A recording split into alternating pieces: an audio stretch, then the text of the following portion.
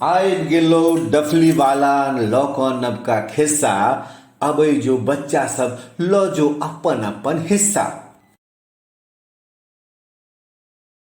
नीमा आइ की खा रहल छथि। लेखन बीजल वच्च राजानी, चित्रण प्रिया कुरियन, मैथिली में अनुवाद चांदनी झा, प्रस्तुति अरिपन फाउंडेशन, कथावाचक विकास विनीत झा।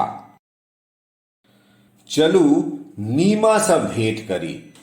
अहाँ जिनका हिनको खेनाइ बड्ड पसीन छनि, किएकि नीमा सदिखन बस खाइत रहैत छथि। चपण चपण न्याउ न्याउ, ओहो, चेबाक काल मुंह बंद राखी नीमा। जहन गर्मी के ऋतु रहे छे, दिन सुंदर और नमहर होइ छे और बाहर गरम रहे छे। आइ नीमा की खा रहल छथि। गर्मी के महीना आम खैबाक लेल अछि, पियर, हरियर और लाल। चमकदार लाल कोटक संग फिसलन वाला लीची, हरियर धारीदार और मक्खन पियर तरबूज, रसदार शहतूत जे मुंह में फाटि जाइत छे। ओह, नीमा के हाथ आब चिपचिप और बैंगनी भ गेलनि। जखन बरखा के मौसम रहे छे, घनगर और डराउन मेघ प्रकट भ जाइत छे और बाहर बरखा हुआ लगे छे। नीमा आइ की खा रहल छथि।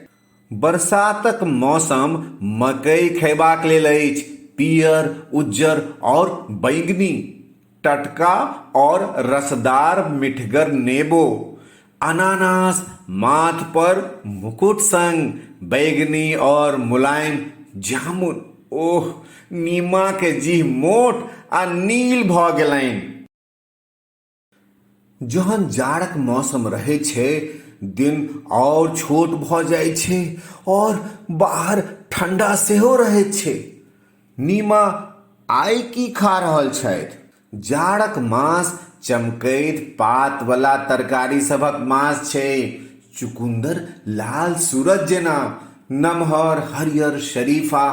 देखू देखू, नीमा अखन गाछक ऊपर चढ़ि रहल छथि। ओह, नीमा सबटा तेतै तोड़ि लेलथि।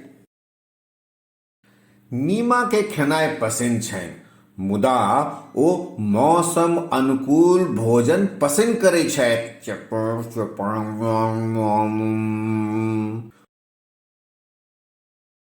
पूरा संसार में 5 प्रकारक मौसम होइत अछि: वसंत, गर्मी, बरसात, पतझड़ और जाड़। मुदा भारत किछु स्थान पर, जेना कि जतऽ नीमा रहै छथि, मौसमक सबके संख्या कम के बस गर्मी, बरखा और जाड़क छै। मासक अनुकूल खेनाइ। नीमा जेकां अहू सब सदिखन रंगीन फल आ तरकारी सब खा सकैत छी। ई मासक कैलेंडर जाहिसँ अहाँ के पता चलत कि कोन फल और तरकारी पूरा साल खा सकै छी। तो बच्चा सब, उम्मीद करै छी जे ई भोजन वाला खिस्सा अहाँ सबके बड्ड पसिन पड़ल हैत। आ हमरा इहो पता अछि जे अहाँ सबके मुंह में आब पानि भरि गेल हैत।